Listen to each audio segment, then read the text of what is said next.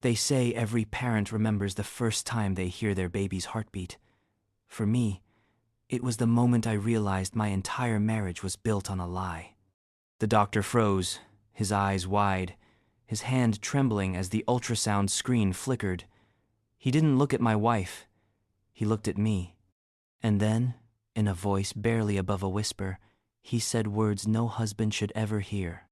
"Sir, if you love yourself, divorce your wife, and whatever you do, don't go back home tonight." I thought he was joking, or cruel, but by nightfall, I understood, and I never returned home. My name is Daniel. I'm 32 years old, and for 5 years I believed I was living a love story worth telling. Mira and I dreamed of building a family together. We tried, we waited, and when she finally told me she was pregnant, I thought every prayer had been answered. I was ready to be a father, ready to fight through any struggle, ready to keep faith for both of us. But faith without truth is just blindness, and what I didn't know was that the person I trusted most was quietly building a secret that would shatter me in a single day. Before I take you deep into this story, I want to ask you something. If you've ever had your trust broken, if you've ever had to choose between love and self-respect, then you'll understand every word that follows. So stay with me. And right now, before we dive further, do me a favor. Hit the like button, share this story with someone who needs to hear it. Drop a comment with your own thoughts or experiences, and don't forget to subscribe with the bell turned on. It helps more than you think. And it keeps stories like this alive. I remember the day so vividly. It replays in my mind like a cruel film on a loop. Mira squeezed my hand as we sat in that dimly lit room, the ultrasound monitor flickering with shades of gray. Her smile was bright, almost forced, as if she wanted this moment to look perfect, even if it didn't feel that way. For me, it was supposed to be the happiest day of my life. After months of waiting, after years of dreaming, I was about to hear my child's heartbeat. The doctor, an older man with kind eyes, pressed the probe against her stomach. The sound filled the room. Whump, whump, whump, fast, steady, alive. I nearly cried. My heart swelled, thinking, this is it, this is my family. But then I noticed the doctor's expression change. His brows furrowed, his mouth pressed into a thin line. He measured, adjusted, rechecked. His fingers trembled slightly on the keyboard. I thought maybe something was wrong with the baby. My chest tightened with fear. "Is everything okay?" I asked. He didn't answer. Not at first. He just kept staring at the monitor, at the numbers ticking across the screen. Mira's eyes darted between us, her smile fading, her fingers digging into my palm. Finally, he sighed. He looked at me, not her. "Sir," he said carefully, "how far along did your wife say she was?" 13 weeks, I replied. "Almost 14. He shook his head slowly, like someone who didn't want to say the truth aloud. "These measurements don't match that timeline. This pregnancy is closer to 17, maybe 18 weeks. The room went silent. I could hear the hum of the machine, the faint tick of the wall clock, even the sound of Mira's breath hitching. My stomach turned cold.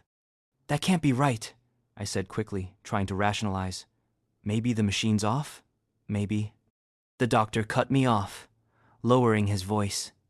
"I don't usually get involved in family matters, but if you value your peace, your health, your future, you need to ask yourself some hard questions, and you need to think about leaving this marriage." I blinked at him, stunned. "What are you saying?" He placed a hand on my shoulder, almost like a priest giving last rites. "I'm saying this child may not be yours, and I'm saying for your own good don't go home tonight." My whole body went numb. Mira gasped, her face pale. "That's ridiculous," she snapped, her voice shaky. "Daniel, don't listen to him. Doctors make mistakes all the time. Machines glitch. You know we've been trying." But I wasn't listening to her anymore. My ears rang with a single sentence. "Don't go home tonight." I stood up so quickly the chair screeched against the floor. My heart pounded. I wanted to shout, to demand answers, but all I could do was stare at her, at the woman I thought I knew better than myself, at the woman carrying a child I had prayed for, a child I had already loved. And, suddenly, I wasn't sure if that child was even mine. I stumbled out of the room, ignoring Mira's voice calling after me. The fluorescent lights in the hallway blurred as tears welled in my eyes. Nurses passed by, patients shuffled through, but it all felt unreal, like I had slipped into someone else's nightmare. Outside, the sky was gray, heavy with rain. I leaned against my car, trying to catch my breath, trying to process. My phone buzzed. It was Mira, texting, "Where did you go? Come back inside." Another message came seconds later. "The doctor doesn't know what he's talking about. Don't make this into something it isn't." But I couldn't go back. Not yet. Because deep down, beneath the denial, beneath the hope, something in me knew the truth. The timeline didn't lie. The doctor's face didn't lie. Mira's panic didn't lie. The baby growing inside her might not be mine. And that was the moment my perfect little world shattered into pieces I would never be able to put back together. I drove aimlessly for what felt like hours. The city blurred past me, traffic lights, storefronts, people crossing streets, but I wasn't really seeing any of it. My hands gripped the steering wheel so tightly my knuckles turned white. My mind kept replaying the doctor's words over and over like a broken record. 17 to 18 weeks. Don't go home tonight. How could that be? Mira and I hadn't been intimate until a little over 3 months ago, after weeks of stress and work schedules finally gave us a night to ourselves. I remembered that night vividly. The candles, the music, the feeling that we were reconnecting. I held on to that memory like proof of my innocence in this twisted equation. But if the baby was older than that, then it meant only one thing. Someone else had been there, before me, during me. While I was busy loving her, she was busy betraying me. The betrayal hit me in waves. First disbelief, then anger, then this hollow emptiness that made my chest ache. How long had it been going on? Who was he? Did I know him? Questions spun through my mind like a hurricane. I slammed my palm against the steering wheel, shouting at no one. "Why, Mira? Why?" My phone buzzed again. Another message from Mira. "Please, come home. We can talk about this. It's not what you think." Then a call. I let it ring out. Another call followed immediately after. Then another. Finally, I answered, my voice raw. "Who is he?" Silence on the other end. "Mira," I growled, "tell me the truth. Who is the father?" Her voice cracked. "Daniel, please, don't do this over the phone. Just come home, and we'll talk. I'll explain everything." "Explain what? That you've been lying to me? That the baby I've been dreaming of isn't even mine?" My voice broke mid-sentence. "How long, Mira?" Her sobs filled the line. For a moment, I almost felt pity. Almost. Then she whispered something that froze my blood. "It's not like that. It wasn't supposed to happen. It was a mistake. With Chris." Chris, the name cut through me like a blade. My best friend. The man who had stood beside me at my wedding. The man I had trusted with my secrets, my struggles, my joys. Chris, who had eaten at my table, laughed in my living room, clapped me on the back and called me brother. Chris. I nearly dropped the phone, my vision blurred with rage. "Chris? Chris?" I screamed into the receiver. "You slept with him?" "Daniel, I didn't mean for it to happen," she cried. "We were drinking one night while you were away on that work trip, and it just happened. I was scared. I didn't know what to do. I love you. I swear I do." Her words twisted in my ears, poison dressed as apologies. My chest burned with a mix of fury and heartbreak. "You love me? You love me? And you sleep with my best friend? You carry his child and lie to my face every single day?" She kept sobbing, begging me to come home, promising we could work through it. But in that moment, something inside me snapped. The man I had been, the trusting husband, the dreamer, the believer, died on that call. All that was left was a hollow shell, held together by anger and disbelief. I hung up. I couldn't hear her voice anymore. The rain was pouring harder now, blurring the windshield, but I didn't care. I just drove. No direction, no plan, just away. At some point, I pulled into an empty parking lot and shut off the engine. The silence inside the car was deafening, broken only by the pounding of rain. I sat there, staring at nothing, trying to comprehend how quickly my life had unraveled. Hours ago, I was preparing to be a father. Now, I was just a man betrayed by both his wife and his best friend. The cruelest part? A piece of me still wanted to believe her, still wanted to cling to the possibility that somehow the doctor was wrong, that somehow this was all a mistake.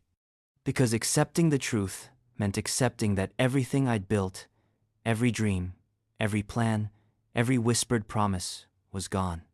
But deep down, I knew.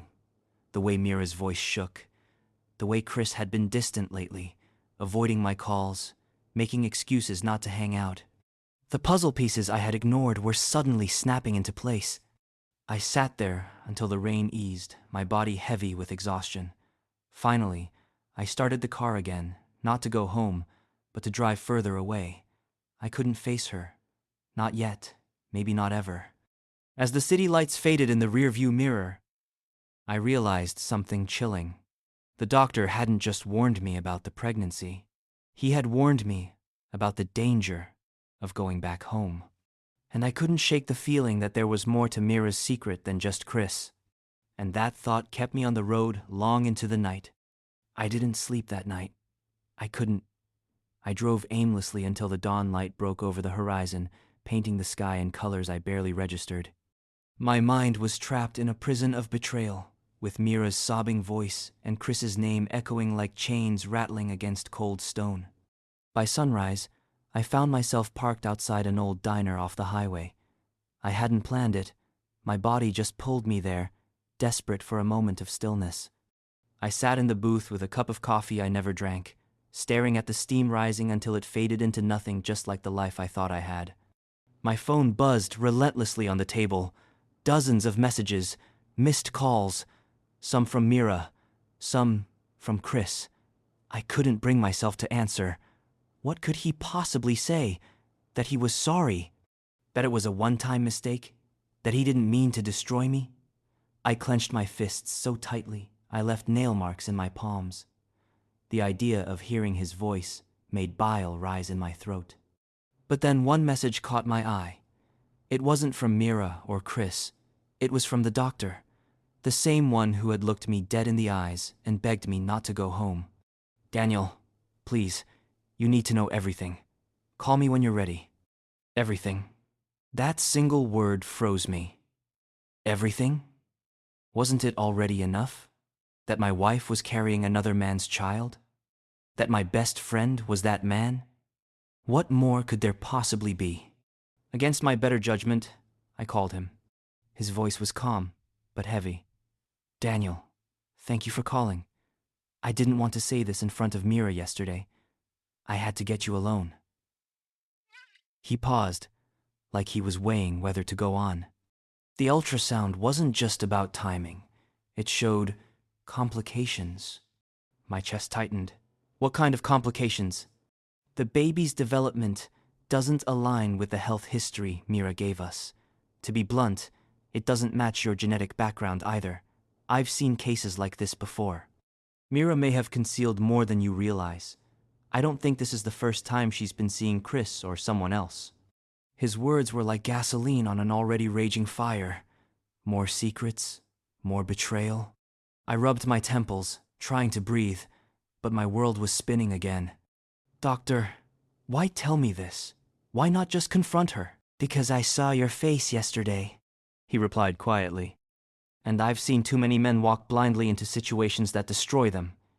You deserve the truth. Whether or not you act on it is up to you, but don't go back until you're sure what you want." When the call ended, I sat frozen. It wasn't just about Mira lying. It wasn't just about Chris. There were layers to this, shadows I hadn't even considered. And suddenly, my home, The place that should have been my sanctuary felt like a trap I could never return to. I left the diner without touching the coffee. The morning air was crisp, biting against my skin, but it grounded me. I knew I couldn't face Mira yet. I couldn't face Chris, but I could face myself. And that meant making decisions. First, I drove to my parents' house. They lived 2 hours away, and I hadn't visited in months. When I walked through the door, my mother's eyes widened at my disheveled state. "Daniel, what happened?" I collapsed into her arms like a child again, the weight of everything crashing over me. For the first time since it all began, I allowed myself to cry not out of anger, but out of sheer grief. I told them everything. The ultrasound, Mira's confession, Chris, even the doctor's warning. My father sat silently, jaw clenched, his hands folded tightly together. Finally, he spoke. "Son, a marriage can survive many storms, but betrayal of this kind, from her and from him, that's not a storm. That's a shipwreck, and you don't rebuild a ship at the bottom of the sea." His words cut deep, but they were exactly what I needed to hear. For years, I had been the man who forgave, who overlooked flaws, who believed love could fix anything. But now, staring at the wreckage of what I called marriage, I understood something vital. Forgiveness doesn't erase deceit. Love doesn't erase betrayal. And sometimes, walking away isn't weakness, it's survival. That night, I sat alone in the guest room at my parents' house. Mira kept calling. Chris even left a voicemail. "Daniel, bro, please, let's talk. It's not what you think." "Not what I think?" I nearly laughed out loud. It was exactly what I thought, and worse. I didn't answer either of them. I couldn't, because in my heart, I had already made a decision. I wasn't going back. Not to that house, not to her, not to a life built on lies. And as I stared at the ceiling in the dark, one thought echoed louder than the rest.